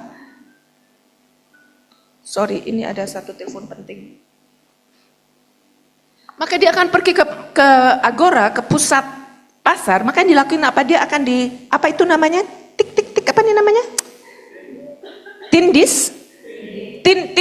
Ditindik, dipasang ini. Dan kenapa harus dipasang tindik? Karena itu untuk menunjukkan bahwa budak ini sekarang, kan dia udah dibebasin. Tapi atas kemauannya sendiri mengikuti tuannya. Jadi dia akan menjadi budak seumur hidup atas kemauannya. Makanya dia dikasih. Nah, itu orang. Jadi waktu dia jalan pergi ke pasar di agora. Nah, agora itu pusat pasar. Waktu orang lihat budak itu dengan pakai tindik, mereka tidak akan mengatakan, hebat ya budak satu ini ya. No. Mereka mengatakan apa? Luar biasa tuannya mereka. Sehingga orang ini mau mengabdi seumur hidup mereka secara sukarela. Jadi kita ngelihat gereja harusnya juga seperti itu. Kita dibebaskan dari dosa. Makanya kalau kita pakai kayu, saya pakai cincin salib. Orang sekarang pakai ini, kalau pakai anting-anting. Pakai anting-anting salib aja kali ya mulai sekarang ya. Supaya menunjukkan bahwa ini sebagai tanda bahwa kita adalah sudah dibebaskan dari kutuk dosa dan mengabdi kepada Tuhan secara sukarela. Itu yang dimaksudkan. Jadi kita harus mengembalikan dari antroposentrik ke teosentrik. Contoh satu lagi, saya nggak kasih lihat di sini. Kejadian pasal 22. Nah, ini saya akan kembali menggunakan Bapak Ibu Saudara lensa yang terbalik. Ingat kejadian pasal 22 tentang Abraham menyerahkan anaknya Ishak? Ingat? Apa yang terjadi? Waktu Tuhan minta Abraham serahkan anakmu kepada Ishak, maka kita mengatakan, waduh, luar biasa ya Abraham ini ya. Sungguh hebat, satu-satunya anaknya loh yang udah dijanjikan. Tuhan minta aku kasih. Maka semua orang ketika membaca Alkitab ini, pada umumnya hamba Tuhan akan mengatakan, itu loh iman yang harus kita pelajari. Betul? Setuju? Saya sependapat. Saya tidak membantah itu. Tapi cerita itu nggak lengkap. Kalau kita hanya melihat luar biasanya Abraham untuk mau menyerahkan Ishak sebagai bukti iman, maka kita melihat melalui teleskop yang terbalik. Karena di dalam pemuritan Kejadian 22, bukanlah tentang seorang pria, seorang Abraham yang rela mengorbankan anaknya.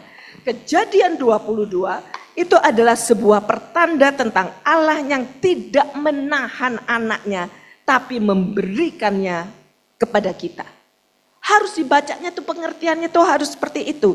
Allah menghentikan Abraham menyediakan seekor anak domba jantan, tapi sebagai pengganti. Kenapa? Karena anak domba jantan yang pengganti di Gunung Moria itu menunjukkan kepada Kalvari.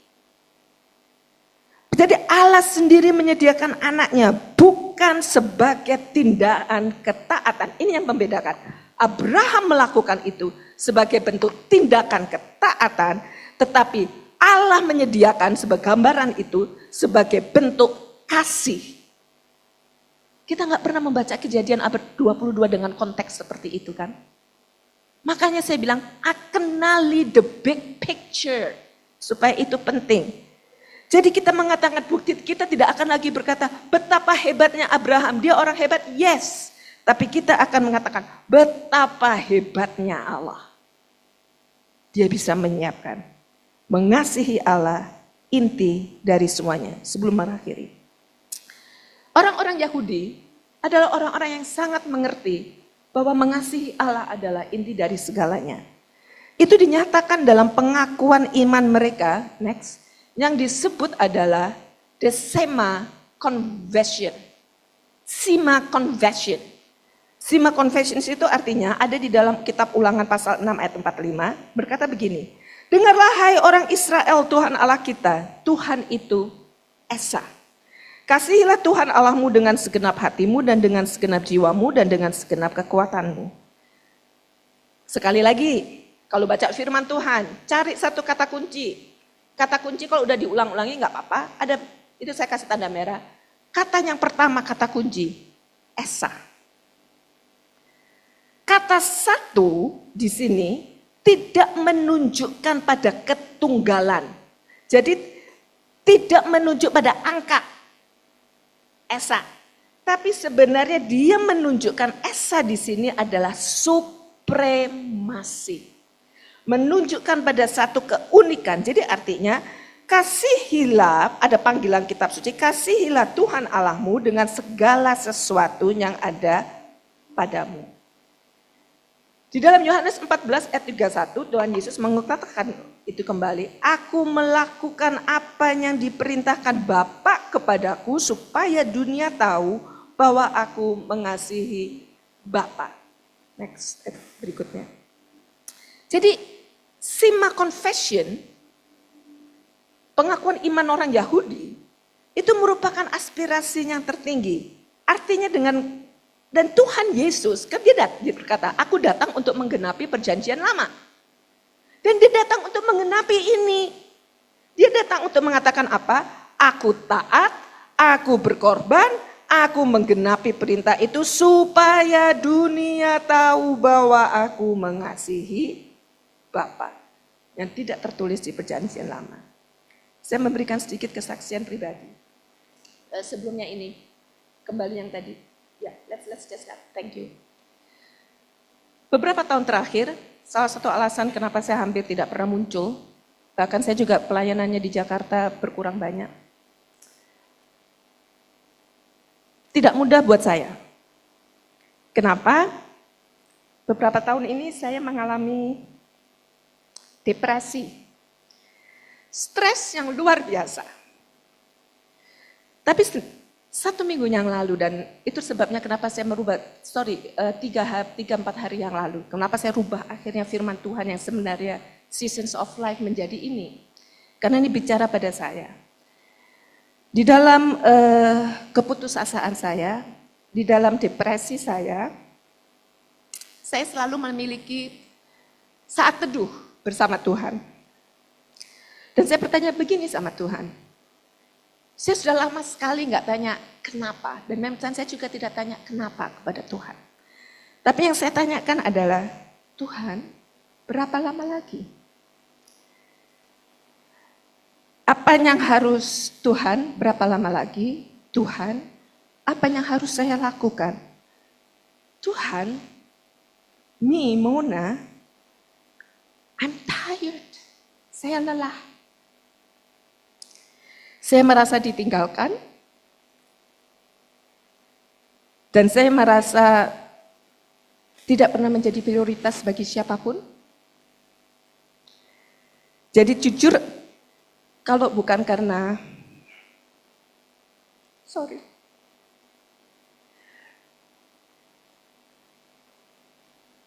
kalau bukan karena ibu saya pengen sudah mati.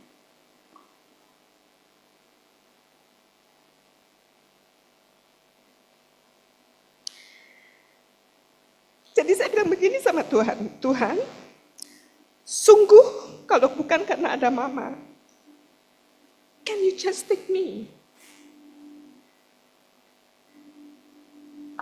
Waktu saya bertanya sama Tuhan, apalagi yang harus saya lakukan, mengapa berapa lama lagi, Tuhan nggak jawab. Tuhan sama sekali nggak jawab saya. Dan saya bingung. Biasanya Tuhan tuh cepat jawab. Yang ada hanya keheningan. Tapi terus akhirnya saya tanya lagi, berapa lama lagi Tuhan? Bagaimana saya bisa, how can I make sense of my situation? Bagaimana saya bisa mengerti situasi saya? No answer, nggak ada jawaban. Sampai saya mengubah pertanyaan saya kepada Tuhan. Saya mengubah pertanyaan saya pada Tuhan, saya mengatakan, Tuhan, ajari saya apa yang harus saya tanyakan kepadamu. Di tengah-tengah depresi, di tengah-tengah stres, ajarkan saya untuk bertanya, apa yang harus aku tanyakan kepadamu Tuhan? Karena Engkau udah tahu situasi saya.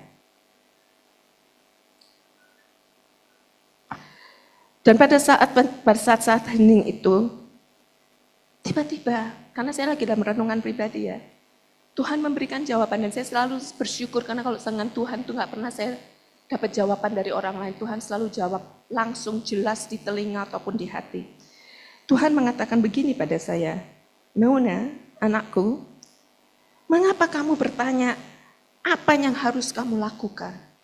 Mengapa kamu bertanya bagaimana cara kamu make sense of your situations? Karena kalau kamu ingat, Tuhan mengatakan pada saya, kamu sudah pernah menanyakan hal yang sama 24 tahun yang lalu. Saya sampai kaget. What? 24 years ago? Dan itu seperti gelombang pasang semuanya datang kembali. Tuhan mengingatkan saya pada saat pergantian milenium di tahun 2000 menjadi tahun 2001, mulainya abad ke-21. Saya pernah datang kembali di kaki Tuhan karena saya juga depresi dari sejak pernikahan. Dan kemudian saya sakit dan begitu banyak dan saya menanyakan hal yang sama karena saya juga waktu itu koma, baru bangkit dari koma dan begitu banyak dan saya juga pernah menanyakan hal yang sama, frustasi dan saya baru memulai studi saya tentang teologi dan merasa frustasi saya 24 tahun yang lalu itu saya bertanya kembali, Tuhan berapa lama lagi dan bagaimana saya dapat memahami semua ini? Dan waktu itu 24 tahun yang lalu itu tetap juga nggak ada jawaban yang muncul. Saya tetap merasa frustasi. Dan tiba-tiba waktu saya sudah mengatakan I give up. Tuhan menjawab pada saya, Mona, kenapa aku nggak menjawab kamu? Karena pertanyaan kamu itu salah. Itu 24 tahun yang lalu. Pertanyaanmu itu salah. Karena yang pertanyaan yang kamu harus tanyakan bukan berapa lama lagi. Bukan bagaimana kamu membuat semua ini masuk akal bagi kamu. Tetapi yang harus kamu tanyakan, Tuhan, agendamu untuk aku itu apa? Tuhan memberikan pada saya, tanyakan agendaku untukmu itu apa, bukan untuk tahun 2001, tapi untuk sepanjang hidup kamu. Dan jawaban itu datang saudara, dengan suara yang jelas terdengar bagi saya. Dan seperti ada guntur yang masuk dalam roh saya. Dan itulah tiba-tiba terdengar the Shema confession. Tentu waktu itu saya nggak tahu itu Sima Confession karena saya baru belajar teologi. Tuhan memberikan dengan jelas, kasihilah Tuhan Allahmu dengan segenap hatimu dan dengan segenap jiwamu dan dengan segenap akal budimu. Dan beberapa hari yang lalu ketika di tengah kehancuran saya, Tuhan mengingatkan lagi. Tuhan mengatakan kepada saya, Mona, agendaku untuk kamu tidak berubah. 24 tahun yang lalu, sampai sekarang, agendaku tidak berubah. Bahkan dalam depresimu yang begitu dalam, tujuanku untuk kamu tidak pernah berubah. Apa yang kuberikan kepadamu 24 tahun yang lalu, masih berlaku. Kasihilah aku dengan segenap hatimu, dengan segenap jiwamu, segenap akal budi. Dan yang Tuhan tambahkan, at all cost. Dengan segala harga yang harus dibayar. Saya nangis 4 hari yang lalu, makanya saya rubah firman Tuhannya. Tapi kali ini saya nangis dengan sebuah ratapan yang dalam dan hancur. Kenapa? Karena kemudian saya mengakui jujur di hadapan Tuhan. Saya gagal. 24 tahun Tuhan kasih tahu harus mengasihi Tuhan.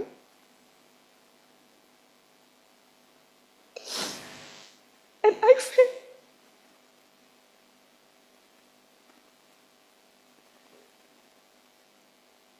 Saya gagal selama 24 tahun terakhir. Saya tahu saya tidak mengasihi Tuhan sampai 4 hari yang lalu.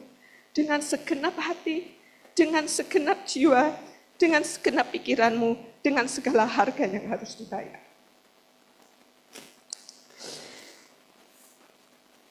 Tapi kemudian saudara, biasalah yang namanya orang kan suka memprotes ya, suka ngotot gitu kan. Jadi saya ngotot juga walaupun udah nangis-nangis gitu, saya ngotot, saya bilang pada Tuhan.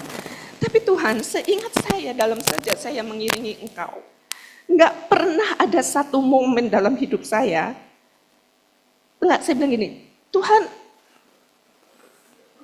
tidak pernah dalam satu momen yang saya benar-benar saya jujur di hadapan Tuhan harus mengatakan bahwa saya mengasihi Engkau dengan segenap hati, jiwa, pikiran, dengan segalanya yang aku punya. Tapi Tuhan, Engkau tahu bahwa aku mengasihi Engkau. Itu yang saya bilang pada Tuhan. Tapi saya jujur gagal. Saya mengakui, kalau Engkau bilang segenap, mungkin saya mengasihi Engkau dengan hati, dengan pikiran, dengan jiwa, tapi tidak dengan segenap. Dan saya gagal, padahal Tuhan minta segenap. Dan saya bertanya pada Tuhan, jujur di hadapan Tuhan, saya bercakap-cakap dengan Tuhan. Tuhan, bukan karena aku tidak ingin mengasihi Engkau dengan segenap hatiku. Aku mau Tuhan. Tapi tunggu Tuhan, aku nggak bisa. Jujur, pernahkah kita jujur di hadapan Tuhan? Saya bilang jujur, saya bilang aku pengen mengasihi Engkau dengan segenap semua itu. But I just can't. Saya nggak bisa. Aku nggak berdaya. I am spiritually important. Secara spiritual saya important. Pengen, tapi nggak bisa. Tapi itulah Tuhan. Seperti ada gelombang yang menerjang kepada saya. Dan Tuhan bercakap-cakap dengan saya. Saya nggak tahu kalian pernah bercakap-cakap dengan Tuhan. Tapi saya ngalami sendiri berkali-kali. Dan Tuhan mengukirkan kata-kata itu di dalam jiwa saya. Bukan saya tulis, bukan saya karang, bukan itu semua. Tuhan bilang, do you know why you cannot love me with all of your mind, your soul, and your heart? Kamu tahu kenapa kamu tidak bisa mengasihi aku dengan segenap hati, pikiran, jiwa, and at all cost dengan segalanya. Next. Bisa next ininya. Ini jawabannya. Ini jawaban panggilan saya. Ini loh Mona kenapa?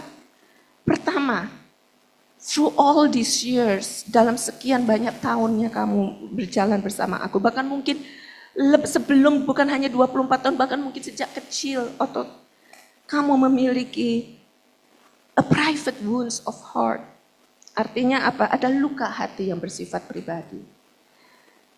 Dan saya mengakui di hadapan Tuhan, yes Tuhan, aku terluka, saya punya luka hati. Saya pikir saya sudah dibereskan. Tapi 24 tahun setiap kali saya melarikan diri dengan cara belajar teologi. Saya merasa selama 24 tahun sampai sekarang di-abuse, dilecehkan, dimanipulasi, dikhianati, ditinggalkan, sakit penyakit. What else that I haven't experienced? Jadi itu membuat luka hati saya. Kedua Tuhan bilang, the reasons you cannot, karena kamu ada the cynicism of mind. Kamu itu sinis. Kelihatannya saya ramah, but I'm cynical. Saya sinis terhadap siapa? Saya sinis terhadap orang-orang Kristen. Saya sinis terhadap hamba-hamba Tuhan. Karena jujur semua orang yang melukai saya, 99% orang Kristen dan hamba Tuhan. 90% orang yang melukai saya, keluarga saya.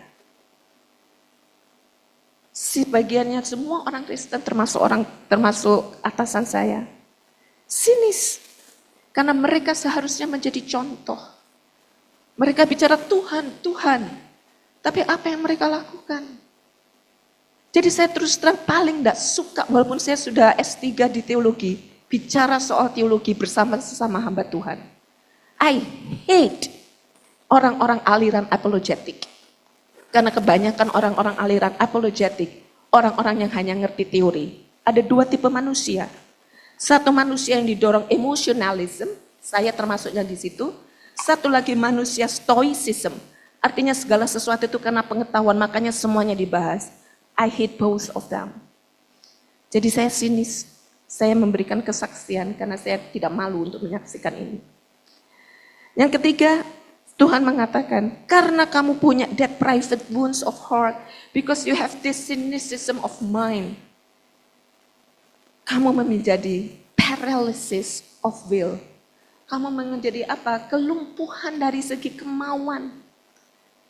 Kenapa? Artinya, I made excuses. Paralysis of will adalah ketika diminta ini, saya membuat alasan. Aduh nggak bisa karena, kamu disuruh enggak karena saya capek. Oh enggak karena apa? Ada alasan yang lain. Dan oleh karena saya punya the paralysis of will, Tuhan mengikatkan, dan yang terakhir anakku, kenapa kamu tidak bisa mengasihi aku? Dengan kata segenap itu, karena kamu memiliki overcrowding of the soul. Apa itu overcrowding of the soul? Jiwamu, apa yang ada di dalam dirimu itu riuh. Busy, terlalu sibuk, kepadatan jiwa, dan saya harus mengakui di depan Tuhan, yes, jiwa saya itu sesak, berisik, dan sering terganggu. Saya nggak tahu apa yang saudara alami. Mungkin yang saya alami sama dengan yang saudara alami. Mungkin ini alasan yang juga mungkin membuat saudara tidak bisa mengasihi Tuhan dengan segenap hati Tuhan, dengan segenap hatimu, dengan segenap jiwa, dengan segenap pikiran, dengan seberapapun bayar yang harus diharga. Kalau yang saya alami sama, datang kembali kepada Tuhan. Hanya hancur, tapi kembali lagi. Saya coba beralasan, saya bilang, ya Tuhan, empat-empatnya kamu ngomongin ini betul. Tapi meskipun saya sibuk, saya sakit, meskipun saya terluka, bukankah saya selalu masih meluangkan waktu untuk Engkau Tuhan? Saya tetap bersaat teduh, saya tetap belajar teologi, saya tetap memberikan persembahan untuk pekerjaan Tuhan, saya tetap melayani. Tapi Tuhan mengatakan apa?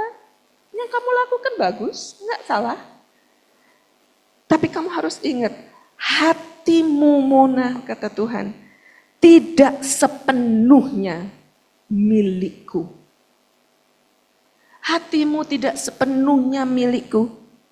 Kamu lebih sibuk dengan pekerjaan, prioritas kamu keluarga, prioritas kamu anak, prioritas kamu pekerjaan, prioritas kamu gereja, prioritas kamu pelayanan. Kapan aku menjadi satu-satunya prioritas bagi kamu? Kamu hatimu tidak pernah 100% kepada aku. Kamu memberikan alasan, aku nggak bisa ikut doa malam karena aku capek. Isn't that parallelism of will? Dan pada saat itu saya menyadari, paling mendalam, what define me as a person? Apanya mendefinisikan saya sebagai manusia?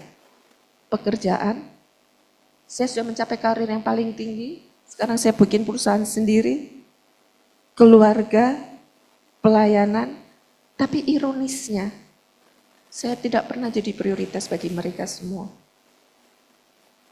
Dan itu membuat saya sinis. Maka terjadi sebuah paradigma yang besar. Maka saya mulai kembali sekarang mengerti, thank you Lord. Tuhan mengingatkan yang terjadi 24 tahun yang lalu, sama terjadi dengan 4 hari yang lalu. Dan Tuhan mengatakan, sekarang ini bukan lagi misi buat kamu. Ini adalah mandat yang aku berikan kepada kamu. Sampai kapan? Sampai saya tutup mata.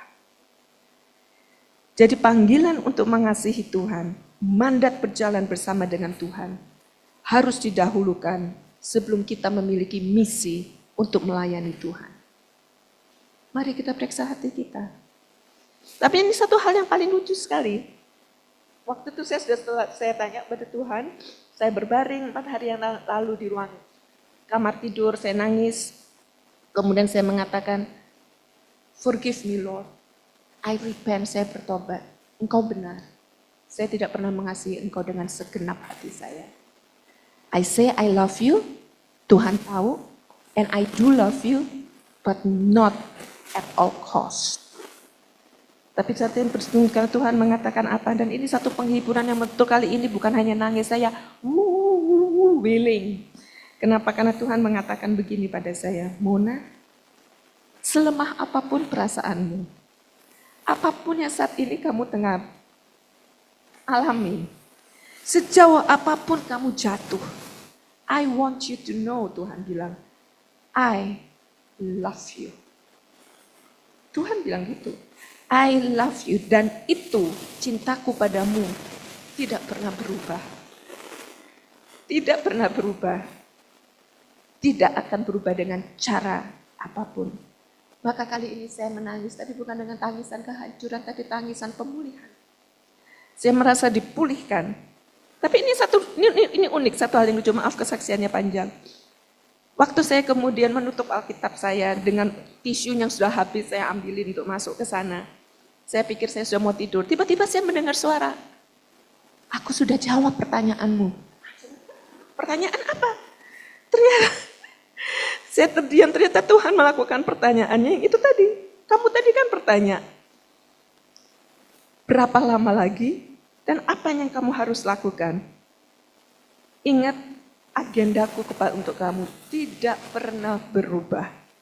Kasihilah Tuhan Allahmu dengan segenap hatimu, dengan segenap jiwamu, dengan segenap akal budimu, karena aku mengasihi engkau. Saya nggak tahu dengan saudara. Saya ingin menutup dengan sebuah cerita. Pernah mendengar namanya Max Lucado?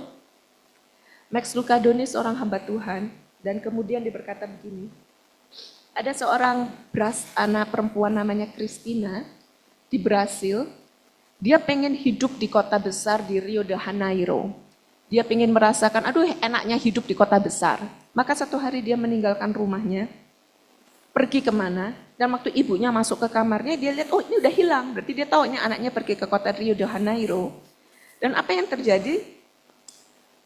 Dicari anaknya kemana-mana, nggak ada. Maka ibunya menempelkan foto anaknya di mana-mana, titipin foto anaknya di hotel, titipin di restoran, di bar, segala macam. Waktu berlalu, anaknya nggak ditemukan. Sampai satu hari, si Christina turun dari hotel, hotelnya murahan, kehilangan semua innocent kesucian, hidupnya berantakan. Dia melihat foto dia tertampang di tembok. Terus dia kaget, "Hah, ini fotoku." Maka dia ambil foto itu, balikkan foto. Dia tahu hanya ada satu orang yang akan melakukan itu. Itu ibunya. Dia nangis dan dia mengatakan, ini slide-nya tolong diganti. Dia mengatakan apa? Di balik katanya itu ditulis begini, dimanapun kamu berada, apapun yang telah kamu lakukan, kesalahan apapun yang telah engkau perbuat, enggak masalah, it doesn't matter. I love you, aku mencintaimu. Go home, pulanglah. Maka anak itu menangis dan dia pulang. Dan saya rasa itulah panggilan Tuhan bagi kita semua saat ini. Kita sering bersembunyi di balik spanduk dan retorika yang mulia di dalam gereja. Kita bicara tentang pemuritan, misi dunia, mengubah dunia. Kita kerja sekeras mungkin untuk menunjukkan bahwa kita bersyukur atas berkat-berkat Tuhan. Kita memberikan segalanya untuk membesarkan anak-anak kita dengan baik. Tapi sering di dalam sudut hati kita yang paling dalam, kita mungkin mengatakan hal-hal yang benar, kita mungkin menghadiri pertemuan persekutuan dengan benar, tapi di lubuk hati kita paling dalam, mungkin kita tahu kita sudah jauh dari Tuhan. Dan hari ini kita perlu mendengarnya kembali, dimanapun Anda berada, apapun yang telah Anda lakukan, kesalahan apapun yang sudah kita perbuat, Allah mengasihimu. Sudahkah engkau mengasihi Allah? Kalau kita mengasihi Allah, kita mentaati Tuhan, memberikan segala padanya, menyembah Dia dengan segenap hati kita, mengasihi Dia dengan segala yang kita punya, dan kita tidak pernah menyimpang. Mari kita tutup di dalam doa. Sebelum kita masuk di dalam perenungan, ada sebuah refleksi yang ingin saya sambil merenung kita pikirkan ya, refleksi di dalam doa.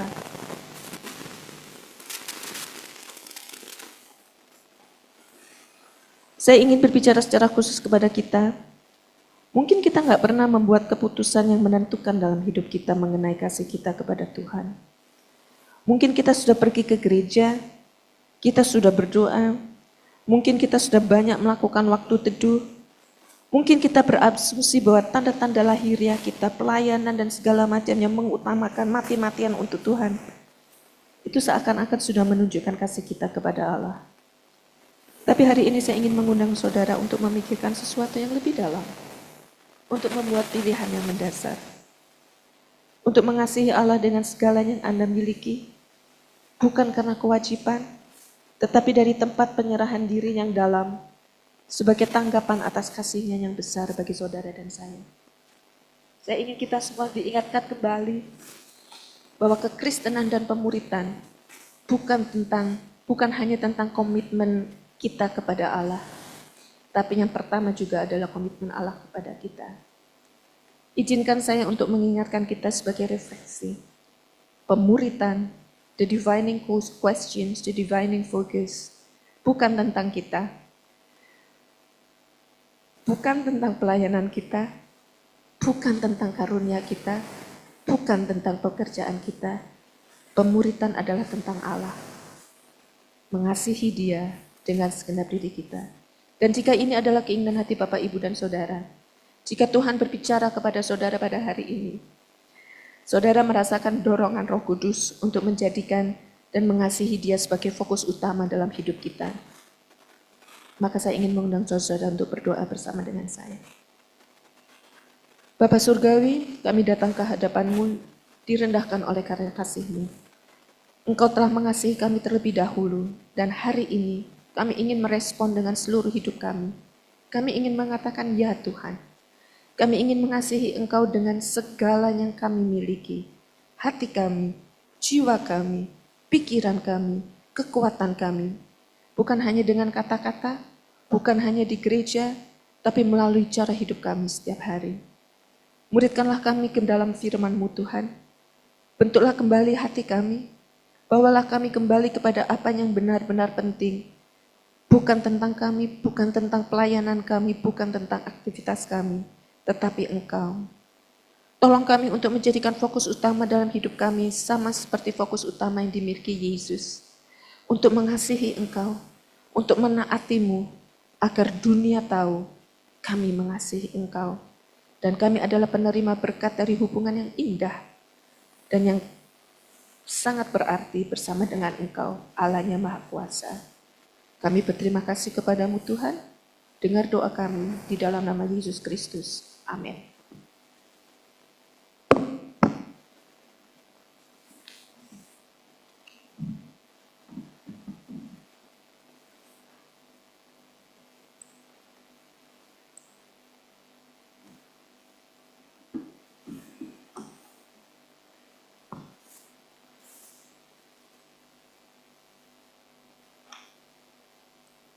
Mari kita satu lagi dalam doa. Kami bersyukur untuk anak-anak kami yang sekolah, yang telah lulus, dan juga mohon pertolongan di dalam proses mendaftar di sekolah yang baru. Kiranya Tuhan menolong anak-anak dan para orang tua supaya biaya untuk masuk di dalam tahun ajaran yang baru ini Tuhan memberkati, sehingga anak-anak semua bisa bersekolah ya Tuhan. Berdoa juga untuk katekisasi baptisan, supaya semua peserta katekisasi baptisan sungguh meresponi dengan hati yang mengasihi Tuhan. Berikan kekuatan dan orang tua terus mendorong supaya anak-anak boleh belajar dengan benar siapa Tuhan yang mengasihi sehingga dapat mengasihi kembali. Kami bersyukur untuk Stephen Saaya yang telah Tuhan tambahkan usia 1 tahun. Dimas Dwi, Daniel putra Bapak Lewi, Baby Emanuela putri Bapak Denny, Bapak Herianto, dan juga Yunius Anselius. Kami bersyukur pertolongan demi pertolongan Tuhan dalam kehidupan mereka setahun yang lalu. Dan biarlah tahun di depan ini Engkau terus memberkati, menolong, dan biarlah mereka semakin mengenal Engkau dan mengasihi Engkau dengan segenap hati dan jiwa. Berkati studi mereka, pekerjaan mereka, Tuhan jaga dan lindungi dari segala marah-marah bahaya, dan biarlah hidup mereka hanya hidup untuk memuliakan Tuhan di dalam hidup ini. Inilah doa sembahyang kami yang kami panjatkan di dalam nama Yesus yang telah mengajar kita berdoa. Bapa kami yang di sorga, dikuduskanlah namamu, datanglah kerajaanmu, jadilah kehendak-mu di bumi seperti di sorga. Berikanlah kami pada hari ini makanan kami yang secukupnya, dan ampunilah kami akan kesalahan kami. Seperti kami juga mengampuni orang yang bersalah kepada kami, dan janganlah membawa kami ke dalam pencobaan, tetapi lepaskanlah kami dari jahat. Karena yang punya kerajaan dan kuasa dan kemuliaan sampai selama-lamanya. Amin. Jemaat sekalian dikasih oleh Tuhan, hari ini kita akan menyaksikan penyerahan anak dari keluarga hamba Tuhan, Bapak Rainer Herliarang, beserta dengan ibu dan anak bisa ke depan.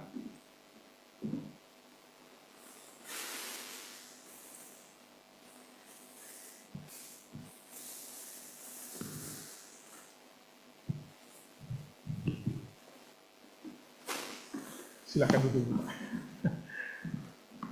Ya.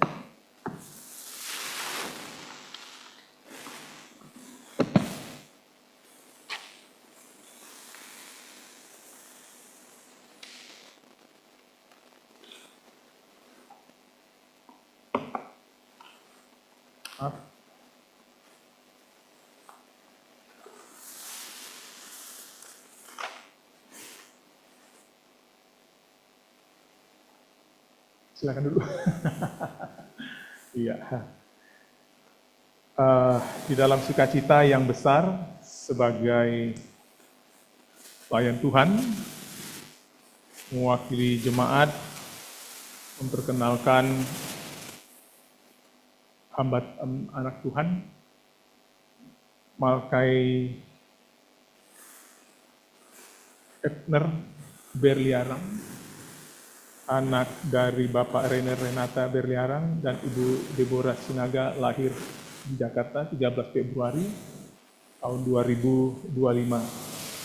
Pada hari ini, dalam keputusan iman dan kasih kepada Tuhan, menyerahkan anak mereka kepada Tuhan di dalam dan melalui gereja GKRI Misi Aletheia Sidoarjo yang disaksikan.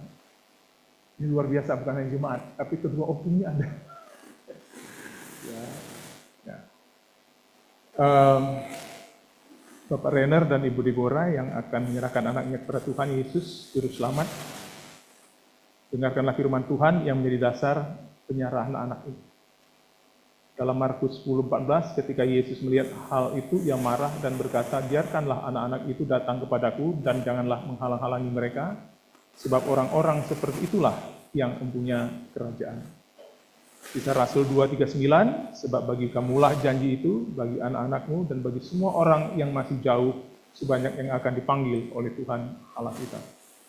Di dalam Ulangan 6:4-7, dengarlah hai Israel, Tuhan itu Allah kita, Tuhan itu Esa, kasihlah Tuhan Allahmu dengan segenap hatimu dan dengan segenap jiwamu, dengan segenap kekuatanmu. Apa yang kuperintahkan kepadamu pada hari ini haruslah kau taruh dalam hatimu. Haruslah engkau mengajarkannya berulang-ulang kepada anak-anakmu dan membicarakannya ketika engkau duduk di rumah atau sedang dalam perjalanan. Ketika engkau berbaring, bangun. Nasihat sebagai pelayan Tuhan, Rainer dan Ibu, sebagai orang tua Kristen yang bertanggung jawab, Bapak dan Ibu telah datang menyerahkan anak ini kepada Tuhan. Dengan demikian, Bapak Ibu mengikat janji dengan Allah yang setia sampai beribu-ribu keturunan. Orang tua Kristen lainnya juga menyerahkan anak-anak mereka kepada Tuhan. Kalian mengikuti tradisi yang mulia dengan kesadaran bahwa anak ini pemberian Tuhan dan kalian bertanggung jawab di hadapan Tuhan bagi anak ini. Saya undang Bapak Ibu berdiri. Ya. Nanti jawabannya yang terakhir saja, nggak usah. Saya memberikan pertanyaan kepada Bapak Rainer dan Ibu Deborah sebagai orang tua dari Malkai Ebner Berliarang, dan silakan dapat dijawab bersama-sama pertanyaan-pertanyaan. Pertama, apakah saudara berdua bersedia membesarkan anak ini dalam kasih dan jalan Tuhan, dan mendoakan anak ini mengajarkan tentang Tuhan Yesus yang memberi keselamatan dan hidup yang kekal, dan membimbingnya bertumbuh, berakar, dan berbuah di dalam Yesus Kristus? Pertanyaan yang kedua, apakah Bapak Ibu berdua berjanji untuk menyediakan melalui berkat Tuhan kebutuhan fisik, emosional, intelektual, kerohanian mereka dengan berharap kepada Allah Tritunggal agar mendapatkan hikmat, kasih, dan kekuatan untuk melayani anak saudara dan bukan memanfaatkannya? Yang ketiga, apakah saudara berdua bersedia menjadi teladan yang baik bagi anak-anak saudara, baik dalam perkataan, perbuatan, dan iman saudara kepada Kristus? Apakah jawab Bapak Ibu berdua? Kami bersedia melakukannya dengan hikmat dan pertolongan Roh Kudus.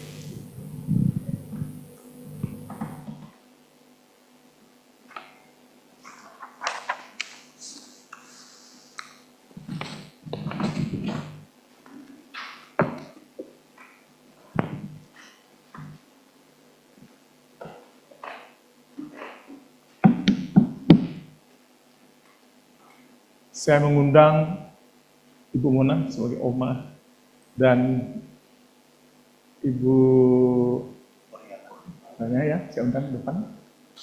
Saya undang itu ke depan. Ibu Devi, Pak Agus, silakan. Pak, satu lagi nggak ada ini? Pak.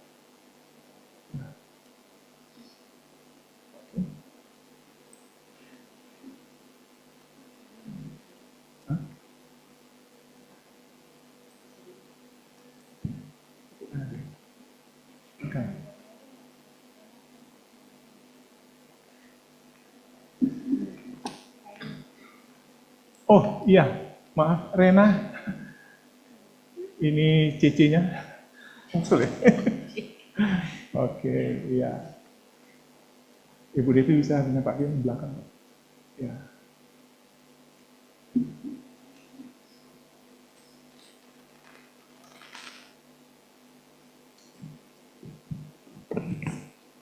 Mari kita menyerahkan putra dari Bapak Ibu Renner, Malkai Ebner Berliarang.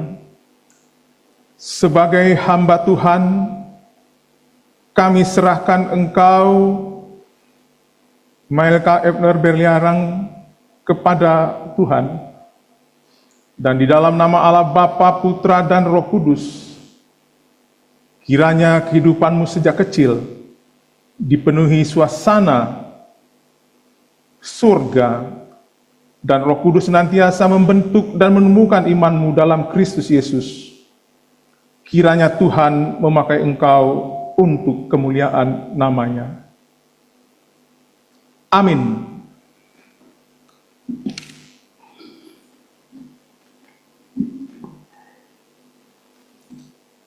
Ya, silakan Bapak Ibu menghadap ke jemaat.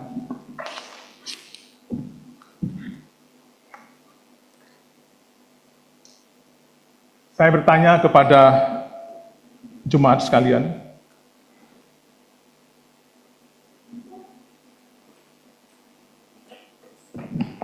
apakah Bapak Ibu jemaat sekalian dikasih oleh Tuhan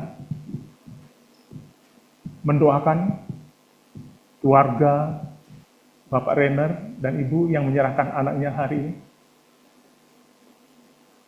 Apakah engkau mau mendoakannya? Apakah engkau mau menasihati anaknya? Apakah engkau mau merangkulnya dengan kasih Tuhan? Apakah engkau mau menerimanya dengan cinta kasih Tuhan?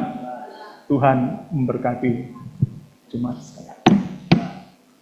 Ibu Devi, mana tadi?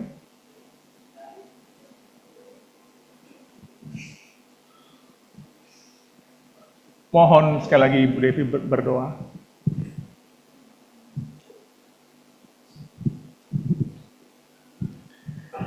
Dengan penuh sukacita Tuhan, pada pagi hari ini, kami bersama-sama dengan jemaat-Mu menyaksikan bahwa keluarga Bapak Renner menyerahkan anaknya Kay ke dalam tangan Tuhan.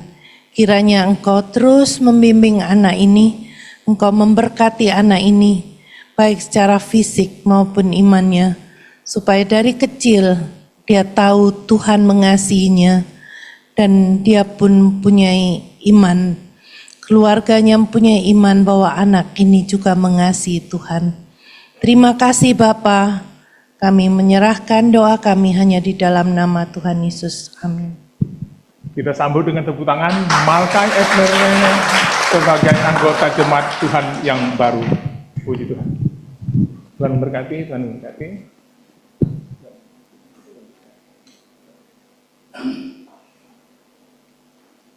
Saya serahkan kepada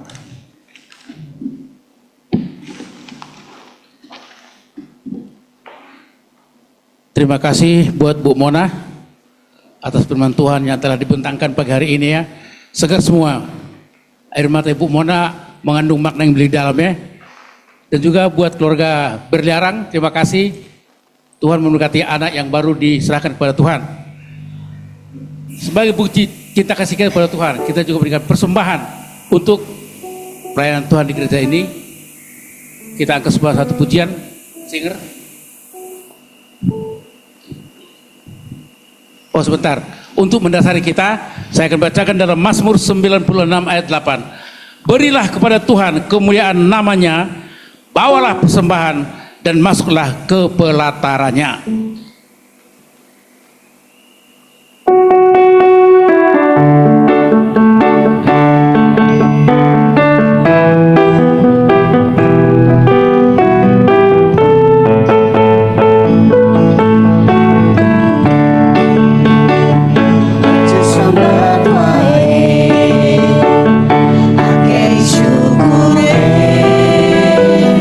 Bakal ono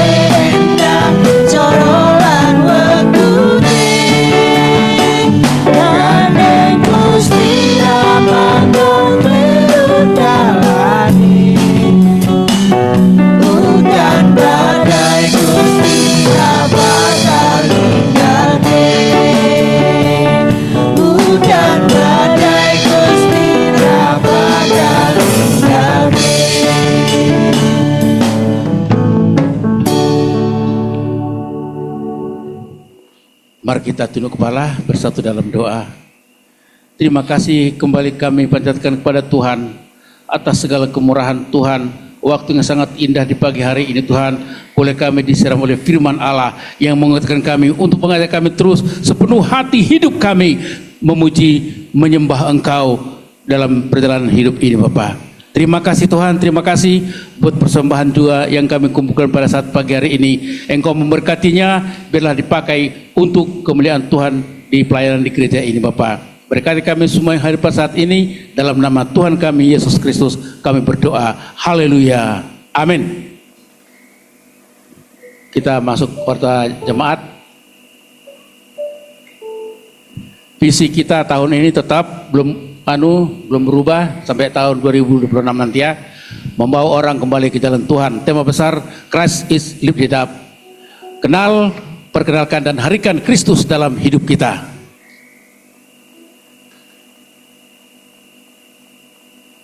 Ulang tahun, selamat ulang tahun pada Stephen Saja, putra Ibu Yan Hapus. Oh ini sini ada, enggak usah. Ulang tahun kepada anak Stephen Saja. Mana Stephen Saja ini? Ada orangnya. Oh Bapak itu ya.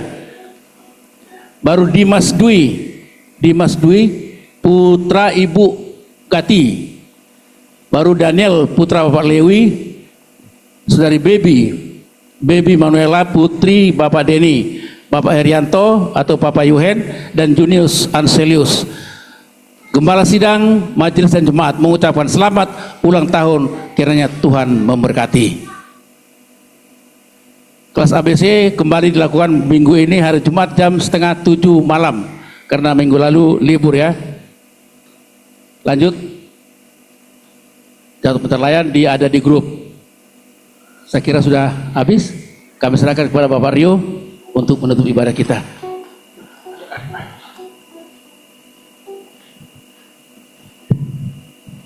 Selamat datang buat Reina bisa hadir beribadah pada hari ini, dan kami akan balik hari ini ke Jakarta. Dan Reina ada bersama dengan kami 2 minggu ya. Dan seterusnya dia kembali lagi ke... Saya undang bangkit berdiri kita semua.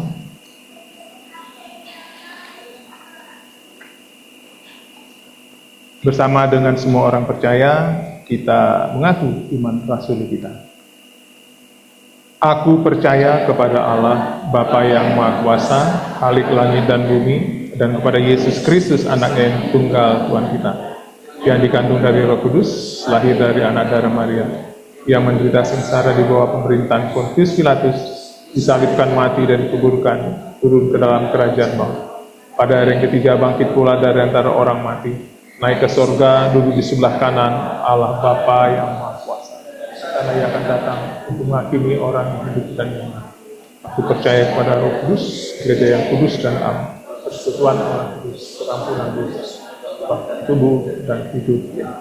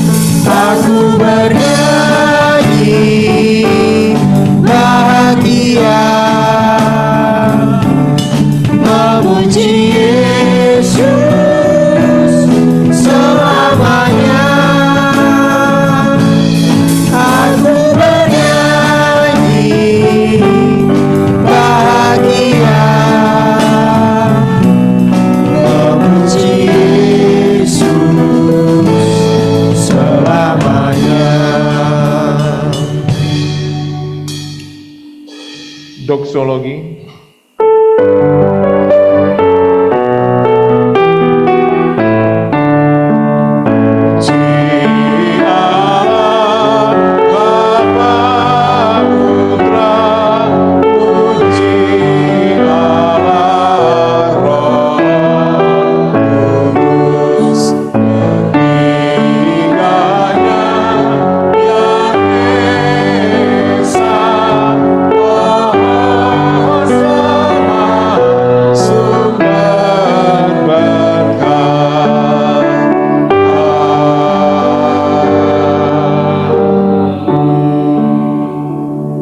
Terimalah berkat yang berasal daripada Tuhan. Tuhan memberkati engkau dan melindungi engkau. Tuhan menyinari engkau dengan wajahnya dan memberi engkau kasih karunia. Tuhan menghadapkan wajahnya kepadamu dan memberi engkau damai sejahtera yang percaya dengan. Amin. Amin.